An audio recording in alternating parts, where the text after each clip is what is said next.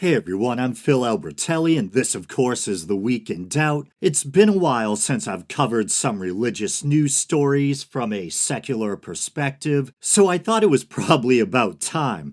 I know some of you who originally started following the show for the atheist content are probably thinking, all he does now is talk about Crowley and weird offbeat occult stuff, which don't worry if you like that stuff, I'm going to continue doing. But I figured I should also be making at least some attempt to stay true to the roots of the show as well.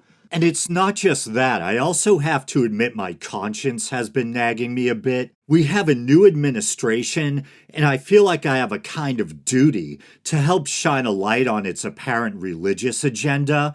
And so I'm going to be talking about televangelist Paula White, or Paula White-Cain, as I guess she's now being referred to, being appointed leader or chair of Trump's newly created White House Faith Office. We're also going to discuss Trump's Anti Christian Bias Taskforce, as well as the religious/social agenda of Project 2025. So I'll start with Paula White, or White-Cain. She married Jonathan White, the rhythm guitarist/keyboardist for the band Journey. Not sure if he's still with the band or not.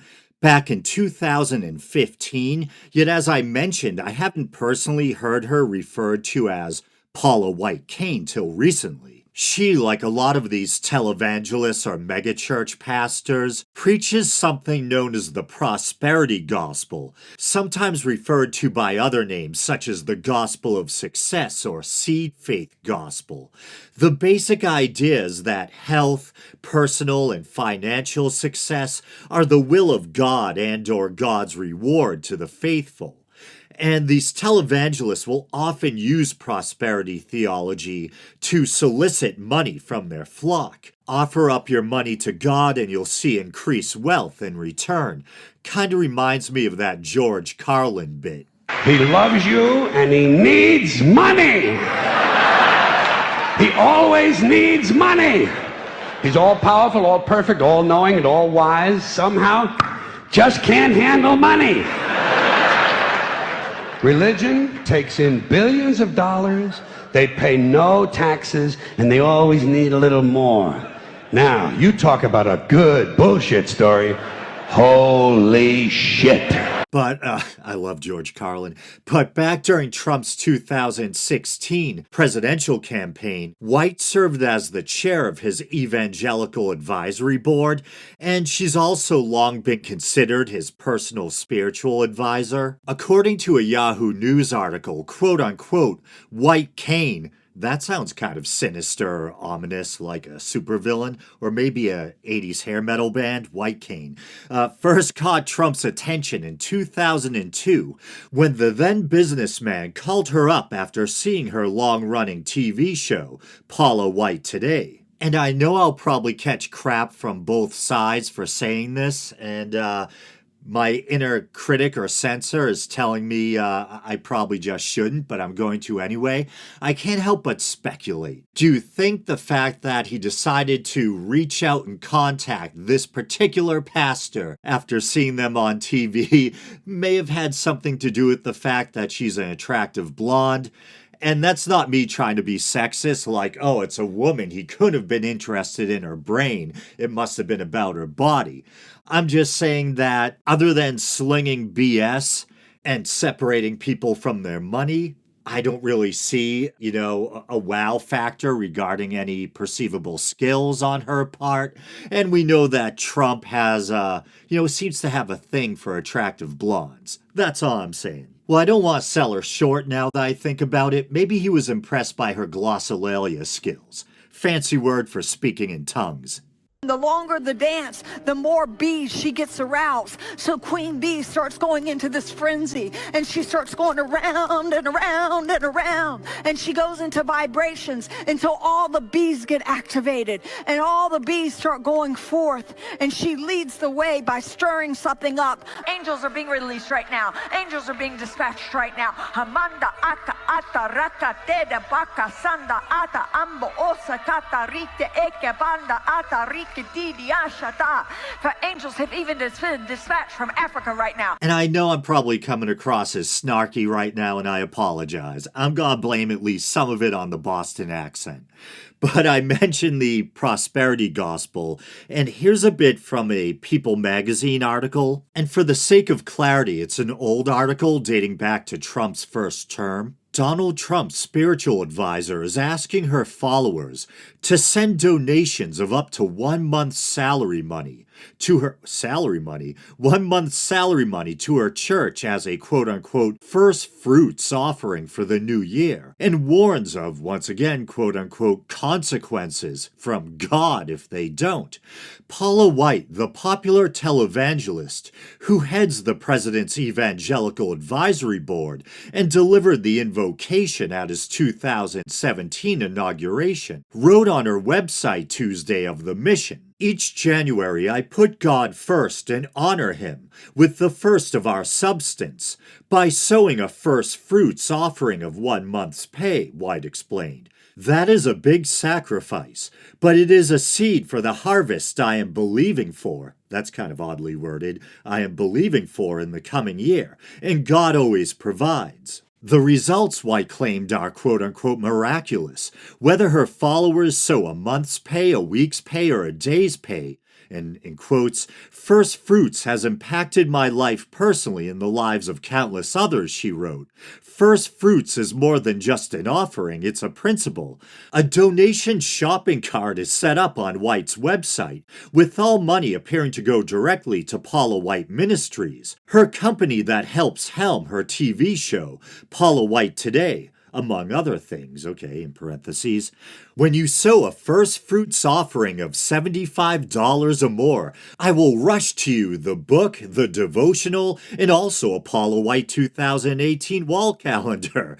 Not giving will breed serious repercussions, White said, including unnamed quote-unquote struggles.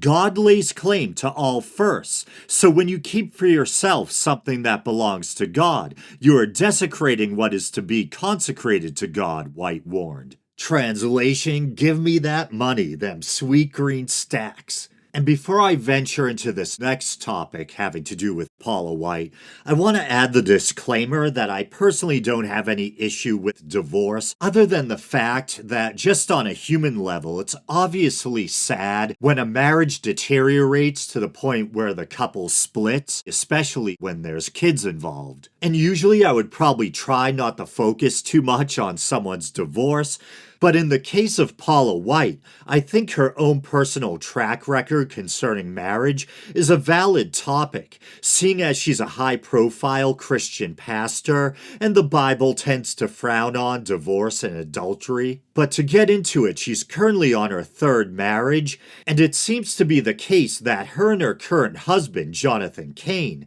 had begun seeing each other while they were both still married. And back in 2010, she had reportedly been seen holding hands with fellow televangelist/faith healer Benny Hinn while leaving a hotel in Rome. But finally, I'll get back to her being appointed to the chair of Trump's so-called faith office.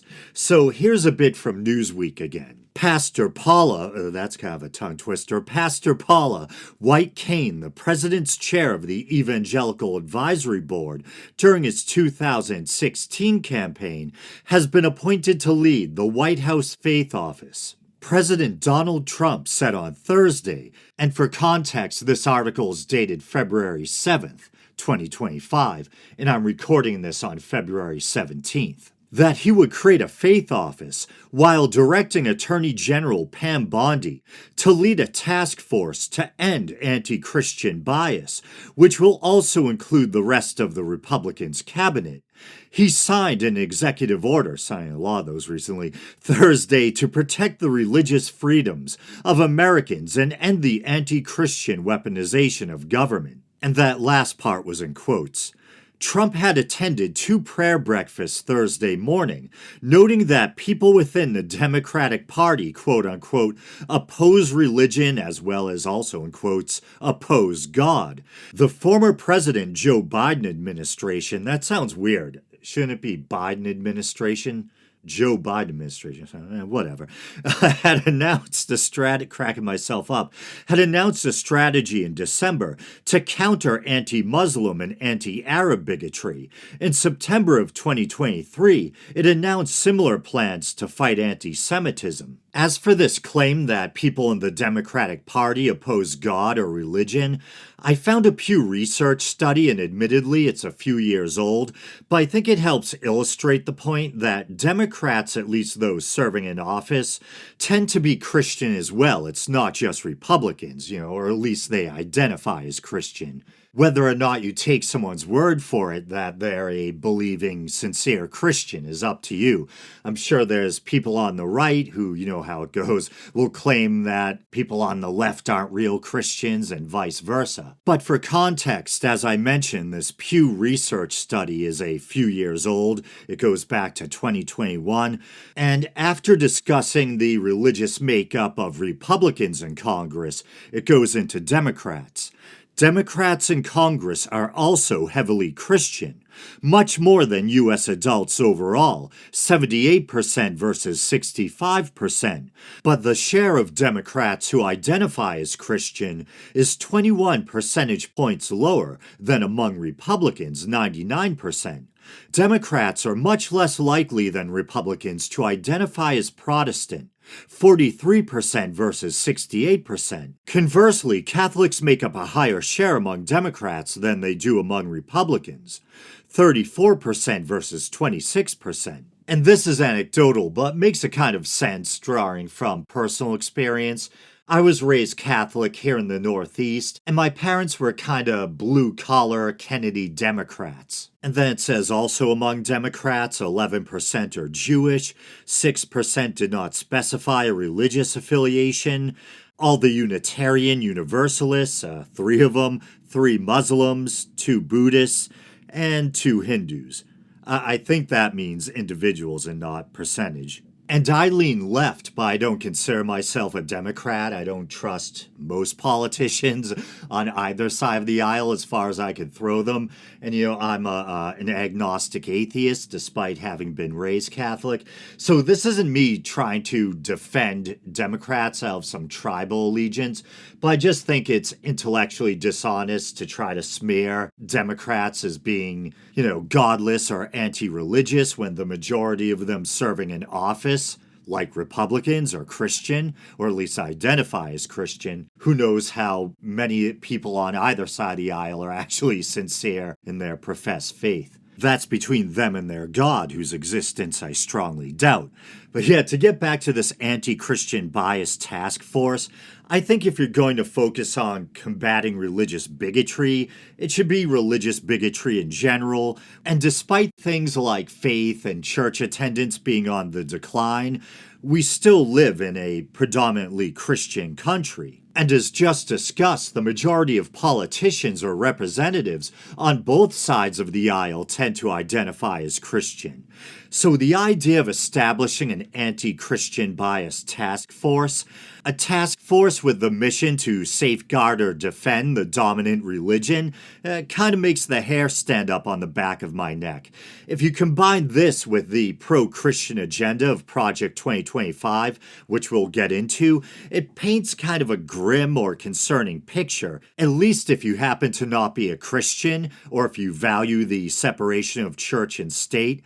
I'm not trying to jump the gun or be overly dramatic, but could this lead to a worst-case dystopian scenario where non-Christians, including non-believers like myself, could face state-sanctioned persecution or marginalization? I certainly hope not. And to revisit a line from that Newsweek article, he signed an executive order Thursday to quote-unquote protect the religious freedoms of Americans and end the anti-Christian weaponization of government. So in fairness, it does state to protect the religious freedoms of Americans, and I hope they really mean that, and that it's meant how it sounds on face value, the religious freedoms of Americans in general, and not just Christians. The second half of the quote is a little strange or concerning.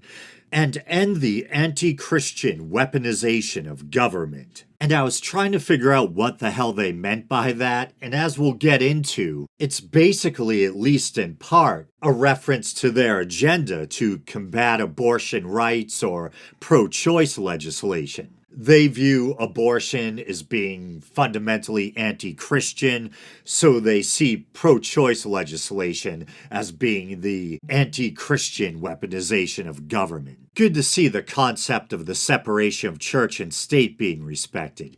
And yes, I did mean that sarcastically.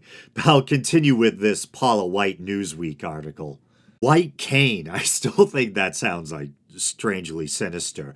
58, it says deliver the innovation. I think they mean invocation. At Trump's first inauguration on January 20th, 2017, she was the first female clergy member to do so. And she's so cartoonish or over the top, referring to her as a clergy member almost seems like too serious or formal a characterization. In 2019, Trump appointed her as his special advisor to the Faith and Opportunity Initiative, which was part of the Office of Public Liaison. She is expected to become the lead of the White House. Well, she was. Here's a quote. I have been appointed to lead the White House Faith Office, White-Cain posted to X, formerly Twitter. The office will work alongside Attorney General Pam Bondi to combat discrimination against Christians in federal institutions, is that even a thing, and ensure religious liberties are upheld across the country. White-Cain would be a good name for an alcoholic seltzer brand. But yeah, on a serious note, what kind of anti-Christian discrimination are they referring to specifically? If it's actual discrimination, people being verbally abused or excluded just because they're Christian, then that's something I can agree should be combated or addressed. I don't think anyone should be discriminated against because of their faith or lack thereof. All I ask is that no faith is shown deference over another. Establishment clause and all that. I still have trouble believing that there's systemic anti-Christian bias within the government. I think it's rather a combination of them wanting Christianity to be shown more deference in general, even over other faiths, and they're viewing things that aren't in keeping with their fundamentalist Christian values as being examples of quote-unquote anti-Christian bias. But since I already broached the topic of that, I almost said Anti-Christian Taskforce, Anti-Christian Bias Taskforce, I might as well read a bit from this AP article, and then I'll get back to Paula White. So this is dated February 6th. After prayer breakfast, Trump creates task force to root out quote-unquote anti-Christian bias. President Donald Trump said Thursday that he wants to root out anti-Christian bias in the U.S., announcing that he was forming a task force led by Attorney General Pam Bondi to investigate the quote-unquote targeting of Christians. Once again, it's a predominantly Christian country. Who is targeting Christians? I think it's probably more the fact that they want to be able to impose their Christian values on others, values which they themselves don't even seem to abide by. Case in point, Paula White, and there'll be more coming up. But I'll continue with the article. Trump said the task force would be directed to, in quotes, immediately halt all forms of anti-Christian targeting and discrimination within the federal government, including at the DOJ, which was absolutely terrible. I can't do a Trump impersonation.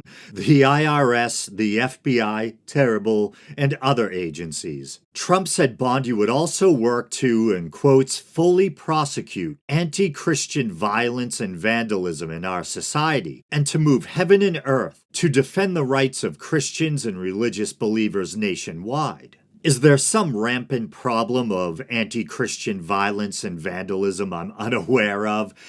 Don't get me wrong, I think physically attacking someone because of their faith or any other reason, or desecrating or vandalizing a place of worship, no matter what kind of faith is associated with it, is wrong. And the people who do so should be held accountable.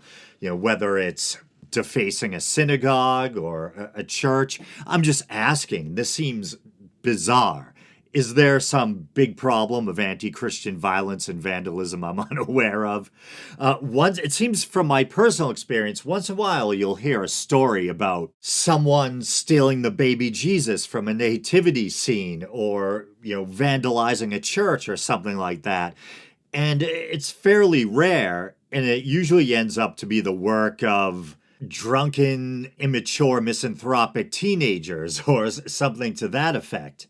And I'll jump down a bit. Trump's new task force drew criticism from Americans United for separation of church and state. Here's a quote: "Rather than protecting religious beliefs, this task force will misuse religious freedom to justify bigotry, discrimination, and the subversion of our civil rights laws," said Rachel Laser. Rachel Laser, that's a cool name. The group's president and CEO. At the Capitol, Trump said he believes people can't be happy without religion. Without that belief, let's bring religion back. Let's bring God back into our lives. I don't know what the hell that was. The Reverend Paul Brandeis Rauschenbusch, another good name, a Baptist minister and head of the Progressive Interfaith Alliance, accused Trump of hypocrisy in claiming to champion religion by creating the task force. And here's a quote: "From allowing immigration raids on churches to targeting faith-based charities to suppressing religious diversity, the Trump administration's aggressive government overreach is infringing on religious freedom in a way we haven't seen for generations," Rauschenbusch said in a statement. And I'll jump down again. Trump also announced the creation of a White House faith office led by Paula White-Cain, a longtime pastor in the independent charismatic world. And I believe that's where the glossolalia, or speaking in tongues, comes from. I think it's a part of some charismatic Christian traditions. An early supporter of Trump's 2016 presidency bid, she led Trump's Faith and Opportunity Initiative in 2019, advising faith-based organizations on way to partner with the federal government. At Thursday's prayer breakfast, she praised Trump as, in quotes, "the greatest champion any president has been of religion, of faith, and of God." She's the religious advisor, in quotes, that he appears to trust the most, said Matthew Taylor, a Protestant scholar and author of The Violent Take It by Force, the Christian movement that is threatening our democracy, a 2024 book about the roles of White-Cain and other charismatic leaders who have been among Trump's most fervent supporters. He said the faith-based office, depending on its mandate, may not raise major concerns. Past presidents have had similar ones. I'm actually much more concerned about this Anti-Christian Bias Taskforce, he said. In a majority Christian country, it's a bit absurd to claim that there's widespread anti-Christian bias. That's what I was saying. Cookie for me. When a majority begins to claim persecution, that is often a license for attacks on minorities. But apparently there's a number of Christians who aren't too happy with White's appointment to this newly created White House faith office. And I should stop to clarify, as alluded to in the story, this is a new office in a sense, but it was preceded by variations of an office first established by George W. Bush via an executive order back in 2001. It was known as the OFBCI, the Office of Faith-Based and Community Initiatives. Bush had campaigned on a promise of compassionate conservatism, and this office he created was supposed to help faith-based and community organizations provide local individuals in need with federally funded social services. There were some controversies concerning the program or office under Bush. For instance, there was the criticism that millions in government grants were supposedly going to ministries operated by political supporters of Bush, or minority pastors who had recently committed their support to Bush or his administration. I believe Barack Obama then renamed it the White House Office of Faith-Based and Neighborhood Partnerships. Then in his first term, Trump had pretty much abandoned the office, leaving it with without a director, but in 2018 he established the Faith and Opportunity Initiative that was supposed to help faith-based organizations get equal access to government funding. And then when Biden got into office, he reinstated Obama's Office of Faith-Based and Neighborhood Partnerships and also reinstated Melissa Rogers as its executive director, as she had been under Obama. Rogers being a Harvard Church state lawyer and non-resident fellow in governance at a think tank known as the Brookings Institute. Now we come back around to the present with Trump's second term. He disbanded Biden/Obama's Office of Faith-Based and Neighborhood Partnerships via, you guessed it, an executive order entitled Initial Rescissions of Harmful Executive Orders and Actions, and formed the aforementioned White House Faith Office and appointed Paula White, or White-Cain, as its chair.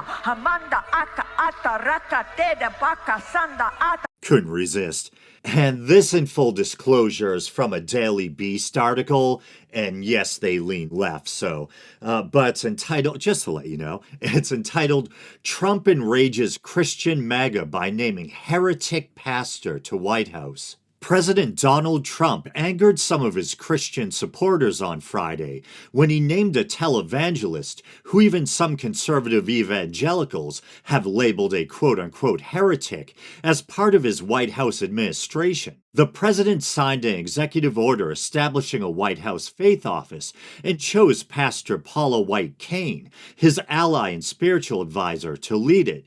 White-Cain, 58, is a megachurch preacher from Florida who has endorsed biblical interpretations that some evangelical Christians believe go too far. She is a proponent of prosperity theology, which teaches that God rewards the truly faithful with material wealth and personal success.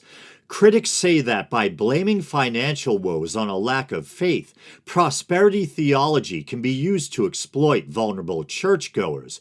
Many Christians consider it a form of heresy, according to the New York Times. Some of Trump's Christian MAGA supporters took to social media to express their disappointment in the president's pick. And so I guess this is a tweet or excretion. Even though President Trump is enforcing laws that line up with our values, that doesn't mean he has any clue what biblical Christianity is or why it matters. Christian podcast host John Mason wrote on X, Paula White is a known heretic and known false teacher who has no regard for the gospel of Jesus Christ. Scott Ross, a Texas-based leadership coach and self-described Orthodox Christian, called the move an abomination. Paula White, head of Trump's White House Faith Office, is no Christian leader, he wrote. She preaches the heresies of word of faith and prosperity gospel, both utterly opposed to authentic Christianity. Worse, she has lived a life of scandal, with multiple husbands twisting the gospel for profit. Arguably, this is the worst and most dangerous thing President Trump has done, putting a false teacher at the helm of faith outreach. Lord have mercy on our country and this administration, Ross added. Conservative commentator John Root, who typically posts in support of Trump, wrote, and here it is in quotes, "This is the worst decision President Trump has made since taking office. Paula White is a heretic who peddles the prosperity gospel. Plus, women should not be pastors according to the Bible." The role of women in the early church, that's a completely different subject for another episode, which I've actually been thinking about. There were a lot of powerful women, even female leaders in the early church.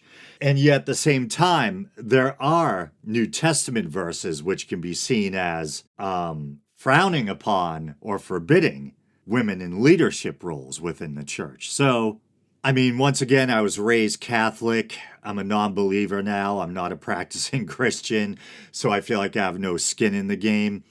But I feel like, why shouldn't women be able to? I don't see why your genitals should be a deciding factor of whether or not you can sermonize or preach, you know? Call me crazy. But speaking of women who perhaps shouldn't be in a leadership role but having nothing to do with their sex, let's return to Paula White. That Daily Beast article also includes some information from an Orlando Weekly piece.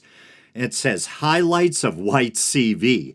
She's frequently introduced and identified as Dr. Paula White, despite not having a college or seminary degree of any kind. Her parishioners are usually described as low to middle income. She solicits donations from them relentlessly. And it goes on to describe how a Heat Street reporter attests to seeing a guest preacher at White's current church telling a man to make a $5,000 quote-unquote seed donation to the church because it would allegedly be paid back to him with interest by God. He always needs money. While an Orlando Sentinel reporter saw White ask congregants to donate as much as a month's salary to her. But that's enough about Paula White, or Paula White-Cain. Let's finally move on to Project 2025. Now, if you follow politics at all, you've probably heard of Project 2025. During the lead up to the election, there was a lot of chatter or alarm raising about it, on the left, rightfully so in hindsight, it would seem. And yet there were others on the left who seemed to be trying to dismiss or downplay these concerns, even going so far as to suggest that Project 2025 was just some kind of left-wing conspiracy theory. This seems to have been Anna Kasparian of the Young Turks' point of view at the time. In fact, she recently came out, well, behind a paywall, I should note, and admitted that she was wrong and that people were right to worry. Yeah, there's actually a YouTube channel called The Vanguard, hosted by these two young progressive guys, and I've been watching them for a while. I can remember when they were just starting out and had even a lower subscriber count than I have on YouTube. They've quickly overtaken me. Yeah, their show's really taking off. And a lot of their content has to do with them kind of going after and critiquing the Young Turks for, kind of sliding towards the right as they see it. And so they recently got their hands on this this bonus content, hidden behind a paywall of Anna Kasparian, basically eating crow and apologizing for dismissing concerns about Project 2025. And I remember at the time I was just feeling burnt out on politics and had actually thought about covering Project 2025, but just didn't. And in hindsight, I wish I did. I feel kind of bad that I didn't do my part to try to sound the alarm. But let's get to it. What is Project 2025? So there's a right-wing conservative think tank called the Heritage Foundation.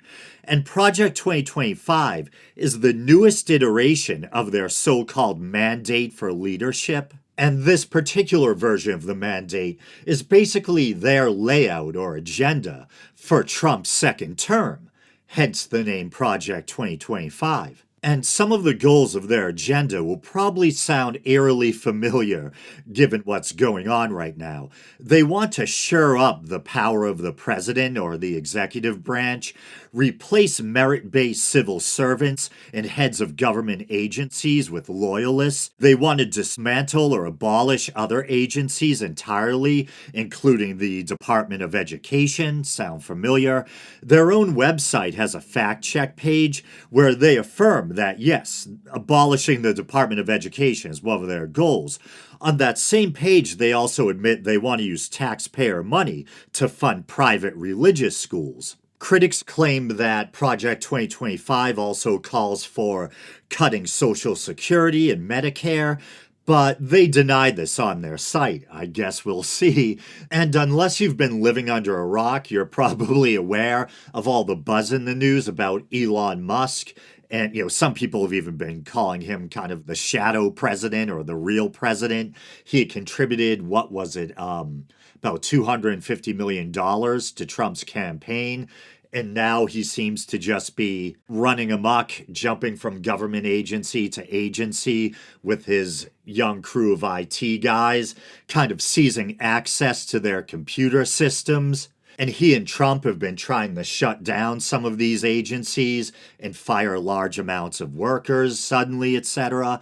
And there has been concern or buzz about the possibility of Musk and Trump going after social programs like Social Security and Medicare, etc. And I created a Twitter account shortly after creating this podcast, so it's been a little over a decade now.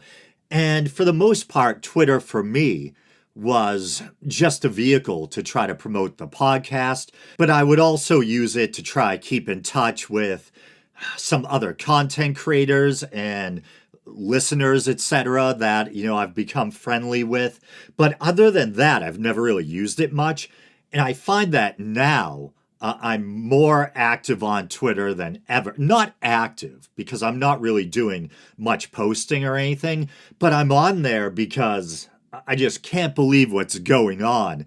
And I feel driven to kind of keep an eye on what's unfolding on Twitter, because Elon Musk has his hands, in the government so much right now, and he owns Twitter, now X, and he is constantly tweeting. So I try to keep a beat on what he's up to by, watching what's going on Twitter or X. And he just tweets the wildest shit, man. It is crazy. And I bring this up because it has to do with the concern that he may target social programs that people rely on, like Social Security and Medicare and Medicaid, etc. And I just happened to be on the other day when he posted this tweet, and I kind of had to do a double take. I was like, am I really reading what I'm reading? And it ended up going viral. And so he wrote, why 90% of America loves at Doge. And then he has a crying, laughing emoji. And there's a meme underneath. And the meme is, it looks like Sydney Sweeney on that show. I think was it called Hot Ones? It's a show where celebrities go on and talk to this host while progressively eating hotter and hotter hot sauces, on chicken wings or whatever. And so it looks like Sydney Sweeney on Hot Ones, and she's kind of looking up, smiling. And they made it look like she's smiling at the Doge logo. And it says, watching Trump/federal programs, knowing it doesn't affect you because you're not a member of the parasite class. And I was trying to be fair and figure if maybe there was a more charitable interpretation than how it seemed on face value. Is the parasite class something other than what we think it is? Is he really referring to just average people, average Americans who rely on social programs? And I can't think of any other interpretation. So we've probably all known people who maybe, really hardworking people who are temporarily out of work and temporarily needed unemployment, or it's very common for people to retire and draw from Social Security, a system which they've paid into all their working lives. Maybe we've known people who, have family members who are disabled and are on government programs. So is this really what it seems? A billionaire who's gained much of his wealth via government loans, contracts, assistance, subsidies, etc., and who's now been given the power to seize and ransack government agencies, joking, looking down at, making a meme out of the fact that people who rely on social programs may have their benefits slashed or taken away. It's obscene. And I'll quickly read a bit from a CNN article, and this is dated back to 2024, so I think this is before Elon Musk's wealth grew even more. So it says, by some measures, little of his wealth is thanks to taxpayers. Musk is worth an estimated $326 billion. This is at the time, according to Bloomberg's real-time billionaire tracker. His companies have received, in quotes, only tens of billions from government contracts and programs. But in other ways, virtually all of his net worth can be pinned to government help. Tesla and SpaceX got started and survived their early days with assistance from state and federal policies, government contracts, and loans. Yeah, I believe SpaceX was on the verge of bankruptcy, and if it wasn't for the government, they probably would have went under. So I guess he's too important to fail. But your grandparents who worked their asses off their whole lives and now, want to draw from the Social Security money they've earned, or disabled people, or old people who rely on Medicare to be able to afford their life-saving medications, well, fuck them, Give me a break, man. And I'm someone who loves science and who's fascinated by the idea of space exploration. And I know that space exploration can lead to the development of kind of spin-off technologies that lead to technological innovations that become a part of our daily lives, like GPS, etc. But at the same time, I'm becoming so disillusioned about all this that I'm like, well, if we've really reached a point in our society where we really need to tighten the old purse strings and trim the fat, why not space program? Why not SpaceX? Or why are we supporting electric vehicle programs and all this? It's like we can survive without EVs, or we can definitely survive without his disastrous Cybertruck. We can survive without EVs or without launching rockets into space. Why don't we start by cutting that shit instead of going after social programs? And don't get me wrong, I love technology and science, and I'd rather not cut that stuff either. And I know I'm probably just being bitter and venting, but in a way I'm serious. If you're saying that the situation is so dire that we have to really start slashing stuff, I would rather slash stuff like that, or God forbid, the Pentagon, or, wasteful military spending. I believe in a strong military, but I know there's stuff like, to keep military contractors happy. We buy all these extra vehicles, military vehicles, that we don't end up using, and we just destroy them. It's like throwing money away. In fairness, I know Trump has at least paid lip service to the idea of slashing, excessive or wasteful military spending. We'll see if anything actually comes of it. But going after social programs that people depend on, no. Look elsewhere. And it's easy for these pull yourself up by your own bootstrap types to laugh at people who are, struggling when things are going good for them. But you never know when you might need help. I remember famously Ayn Rand, the author of Atlas Shrugged and The Fountainhead, who proposed or espoused this kind of rugged individualism.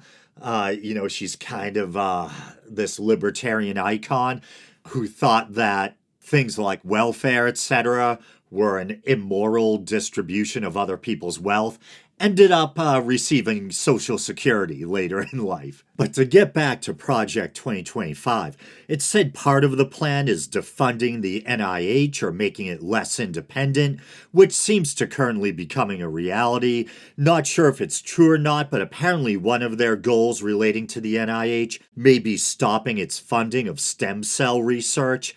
They claim they don't want to ban contraception, but once again, we'll see.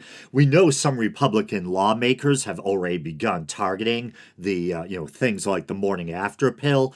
On the Project 2025 site, they also admit to wanting to ramp up Arctic drilling, and that they also admit wanting to ban pornography. Imagine that government standoff riddled with bullets in your computer chair with your thing in your hand. Tissues and moisturizer everywhere. This is getting silly. But on a serious note, I'll try at least.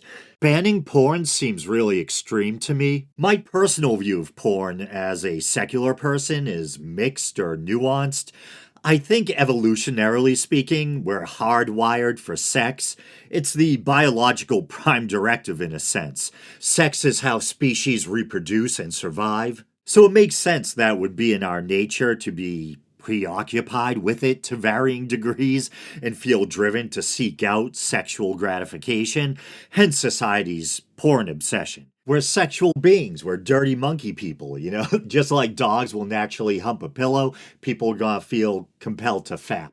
To me, as someone without any religious sexual baggage or hang-ups, I don't care if people want to look at porn as long as the sex acts being depicted are between consenting adults. And I'd be a liar or a hypocrite if I said I've never consumed porn. I can remember trying to unscramble the Spice Channel or the Playboy Channel. The only hang-ups or concerns I have regarding pornography are the people starring in it. Are these women in a vulnerable place or being exploited? And by that, I mean, I imagine a lot of the young women who star in porn might be doing so because they have self-esteem issues or baggage from childhood trauma. They're mentally or emotionally vulnerable or just desperate for money. In fairness, there might be others who are really just comfortable with their sexuality, feel sexually liberated, they've thought it through with a clear head, and have decided it's something they're sincerely interested in doing or, are comfortable with. Further complicating things, now we have this kind of OnlyFans or cam girl culture where any relatively attractive, woman can set up a camera in the comfort of their own room or home and create some, sexy content or whatever. That felt cringy. Sexy content, okay. And start raking in dough. In some cases, becoming incredibly wealthy doing so. As far as OnlyFans and stuff like that, my only concern would be the potential long-term effects on the women doing it. Does showing your body for a living eventually take a toll on your sense of self-worth, etc.? There's this YouTuber I watch. I think she goes by the name Alizé, and it's funny. She just covers internet. She's British, and she covers internet drama and controversies. And she did a couple of stories. And I have to admit, even me with my open-minded approach to sexuality, etc., even I was kind of like almost sickened. She covered these cases of OnlyFans models. I think there was one who slept with 100 men, like in one day. And then as hard as it is to believe or even wrap your head around the logistics, there was another one who slept with 1,000 men in one day. And they were talking about how the woman just became, like she said, she began to experience a kind of depersonalization or just became kind of detached during it. It just became very strange where in order to be able to fit 1,000 guys into one day, it was just like very, very quick, very transactional. I don't even know why a girl would feel like I can understand why a girl would say, wow, I can show my body. I can do like a striptease on a cam, on OnlyFans and make enough money to pay my bills. I can totally see the temptation to want to do that. And in some cases, like I said, even becoming wealthy off of it or even, taping encounters with sexual partners for, as OnlyFans content. But even, for me, someone who has a very relaxed view of pornography, like sleeping with 100 or 1,000 guys, just seems so debased and degrading. I don't even understand what the attraction or the motivation to do that is. It's crazy. All I can think of is it's just an extreme need for attention. They probably have absolutely horrible self-esteem. There's countless other cam girls or OnlyFans models to compete with for attention out there. And so they want to keep upping the game to try to be the ones who can garner the most attention. And as far as, say, men, the only other reservation I have regarding porn are the possible negative effects that long-term porn addiction or consumption might have on the viewer. But all that being said, I don't think it should be made illegal. In a free society, I think people should be free to create or consume sexual content. And how the hell are you gonna enforce an all-out law against porn consumption? The internet is absolutely inundated with it. Are you gonna send the Gestapo into every home to look for old porn DVDs and grandpa's old Playboys? I think a porn, I'm being facetious or joking around, but I think a porn ban is way too draconian. Then what would be next after that? You ban National Geographic and underwear catalogs, so Junior doesn't get tempted. Do you start forcing women to cover up in public, etc.? Like the Taliban, or, it's crazy. And some might be wondering whether or not the Trump administration really is connected to Project 2025. After all, and I can remember this, Trump actually made an effort to try to distance himself from it during the run-up to the election, to the point where the director actually stepped down because of the backlash. And here's a bit from a CNN article that's dated to July of 2024.